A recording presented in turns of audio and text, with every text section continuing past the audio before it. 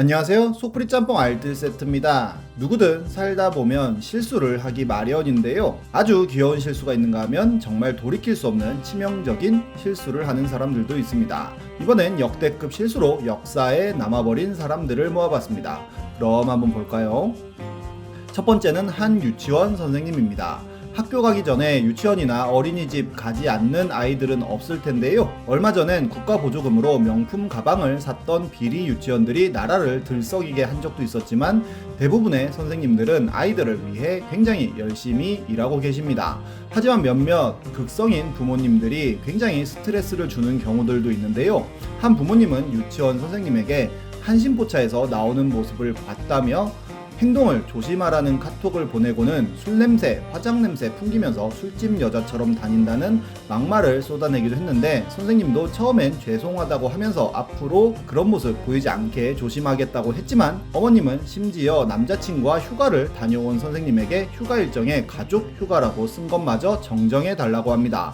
그리고 애들이 선생님 인스타그램 들어가서 선생님 사진을 보기라도 하면 잘못된 성적 관념을 가질 거라면서 시비를 걸며 인스타그램에 모든 사진을 내려달라고까지 하는데요.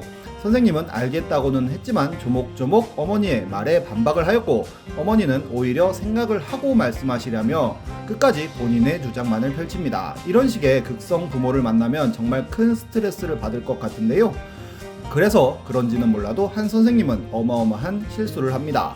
작년 초에 긴급 돌봄에 관련하여 20분 이상 환기하여 쾌적한 환경에서 아이들을 맞이한다며 9시 이후로 꼭 보내달라는 단체 문자를 보낸 건데요. 그리고는 바로 다음 문자로 이렇게 보냈어요. 옆편 애들 알아들었나 몰라 라는 문자를 같이 써서 보낸 것입니다. 그리고 바로 다른 데서 온 문자를 잘못 보냈다며 연신 사과를 하는데요. 이는 온 커뮤니티와 뉴스를 도배했었지만 이후로 선생님이 어떻게 되었는지는 나오지 않습니다. 하지만 그 최후가 알려진 선생님도 있는데요. 한 필라테스의 강사는 고객에게 선생님의 연락처를 알려주고는 뚱땡이가 아침부터 오후에 수업 2시로 앞당길 수 있냐고 다른 선생님에게 물어보는 카톡을 잘못 보냅니다. 그리고는 바로 쏘리라며 톡을 잘못 보냈다고 사과를 하는데요. 이는 누가 봐도 해당 고객을 뚱땡이라고 지칭한 문자로 바로 장문의 사과문을 보냅니다. 예전에 통통했을 때의 애칭으로 그렇게 불렀었고 지금은 너무나도 예쁘고 날씬하다고 그냥 귀여워서 부른 애칭으로 생각해달라는 글이었습니다. 하지만 CR도 안 먹히고 고객은 남은 회원권을 바로 환불해달라고 요청하는데요.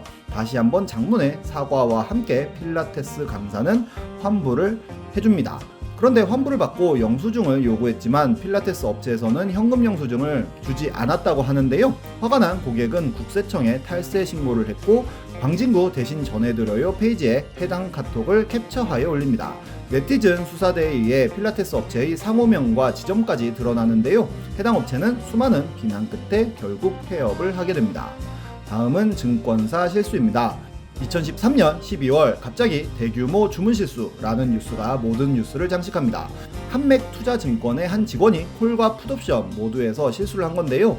당시 언론에서는 최대 200억 원의 손실을 예측했지만 총 462억 원의 손실을 한맥투자증권에게 입혀버립니다. 실수 후 약 5분 만에 모든 일이 벌어졌다고 하는데요. 이 일로 결국 한맥투자증권은 6개월간 거래정지 등의 징계를 받기도 하였는데 결국 피해 금액 중 13억 정도만 돌려받아 결제 금액을 납입하지 못해 파산하게 됩니다. 이 사건으로 한국거래소에서는 차고거래 구제제도, 사후 증거금 요건 인상 등의 제도를 만들기도 했는데요. 이와 비슷한 일이 또 벌어집니다. 2018년 삼성증권에서는 직원의 실수로 삼성증권의 우리사주 배당금 대신에 주식을 주는 일이 발생합니다. 원래 이 배당금은 한 주당 1,000원이었지만 한 주당 삼성증권 주식 1,000주를 준 건데요. 당시에 주가가 39,800원이었던 것을 보면 한 주당 약 4천만 원을 받은 것입니다.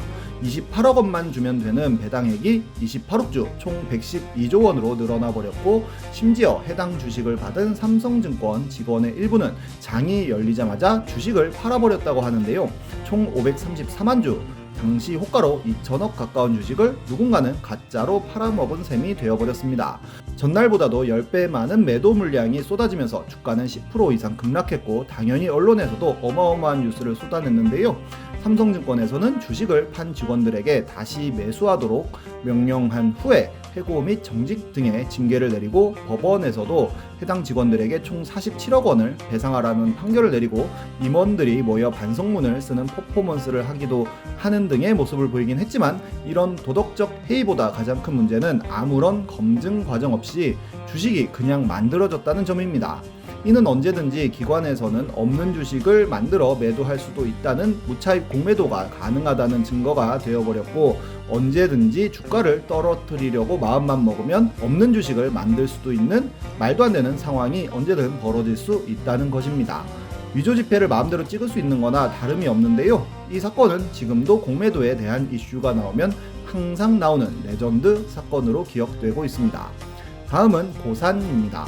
2006년부터 2008년까지 SBS 방송을 보면 항상 대한민국 최초 우주인 배출 사업이라는 타이틀이 붙어 있었는데요. 말 그대로 아직 우주에 가본 사람이 없는 우리나라에서도 최초로 우주에 사람 한번 보내보자는 취지의 이벤트였습니다. 총 18,000명이 지원하였고, 이 중 300명을 선발하여 정신, 심리, 체력 등 여러가지 평가를 하고 총 4단계에 걸쳐 폐쇄 공간 적응성, 훈련용 항공기 탑승 평가 등의 평가를 거친 후에 최종 2인으로 고산과 이소연이 남았는데요. 당시 대한민국 모두가 이 이벤트에 집중을 했고 SBS에서는 거의 매일같이 관련 뉴스를 보냈었습니다. 그렇게 최종적으로 고산이 한국인 최초 우주인으로 선발이 되었는데요. 그렇게 국비로 2,500만 달러의 비용을 지불하고 고산이 우주센터로 떠나게 됩니다. 그런데 갑자기 고산에서 이소연으로 우주인이 교체되었다는 소식이 들립니다. 복사하면 안 되는 책을 고산이 복사했다는 것이 이유였는데요. 본인의 짐을 한국으로 보내는 과정에서 러시아 연방우주청에 교재를 함께 보내는 실수를 저지른 것입니다. 그렇게 외부 반출이 금지된 교재를 반출한 것에 대한 경고를 받았음에도 며칠 후에 또 다른 훈련 교재를 빌려서 공부를 하다가 또 적발이 되는데요. 해당 책은 우주선 조작법이 담긴 비행 교재였고 러시아에서도 엔지니어급 이상의 우주 비행사가 볼 수 있는 책이었다고 합니다. 결국 러시아에서는 탑승 우주인을 변경하도록 요청했고 이소연으로 갑자기 변경이 됩니다. 이쯤 되면 실수라기보다는 고의에 가까운 것 같기도 한데요. 우리나라에서는 우주 기술을 빼오려고 했다는 스파이설과 여성 우주인 배출을 위한 희생양설, 러시아 연방보안국의 공작설 등 여러가지 썰이 나왔었고, 러시아 측에서는 고산이 스파이라기보다는 지적인 호기심이 많아서 그렇게 했다고 이야기합니다. 실제로 러시아와 계약할 때부터 고산의 신분은 우주 비행사가 아닌 우주 관광객이었고, 이미 돈 많은 사람들은 사비로 그런 우주 관광을 하고 있는 상황이었고, 이를 정부에서는 대한민국 최초 우주인으로 포장했던 것인데요. 고산은 추후 인터뷰에서 본인은 우주인이 되려고 왔지 우주 관광객이 되려고 온 게 아니었다는 말을 하기도 합니다. 하지만 러시아 사람들은 그저 고산을 우주 관광객 취급했고 이에 자존심이 상해 책을 빌려봤다고 합니다. 그리고 이는 본인의 신념이었고 누구나 본인 입장이었다면 본인처럼 행동했을 것이라고도 했는데요. 훈련을 받을 때 옆에는 엑셀을 개발한 마이크로소프트 개발자가 사비 2,500만 달러를 내고 같이 훈련을 받고 있었고, 똑같은 돈을 내고 고산 역시도 같은 훈련을 받고 있었는데 본인은 한국 국가대표라는 신념이 있어서 그렇게 했다고 밝힙니다. 하지만 이건 명백히 계약 위반인데요. 처음부터 우주 관광객 신분으로 참여를 했으면서 우주 비행사가 보는 책을 보는 것 자체가 엄청난 결례인데 이를 신념으로 포장하기엔 무리가 많았습니다.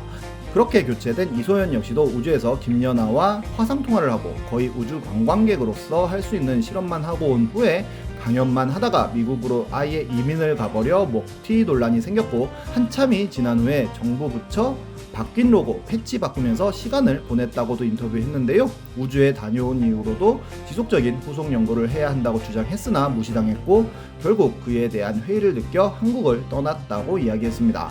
고산씨 역시도 우주 관련된 커리어는 모두 버린 채 3D 프린터 사업을 하고 있다고 하네요.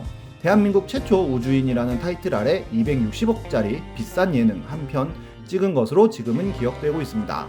정말 실수 한 번이 본인 인생뿐만 아니라 회사나 국가도 좌지우지하는 게 아닐까 싶네요. 지금까지 속풀이 짬뽕 알뜰 세트였습니다.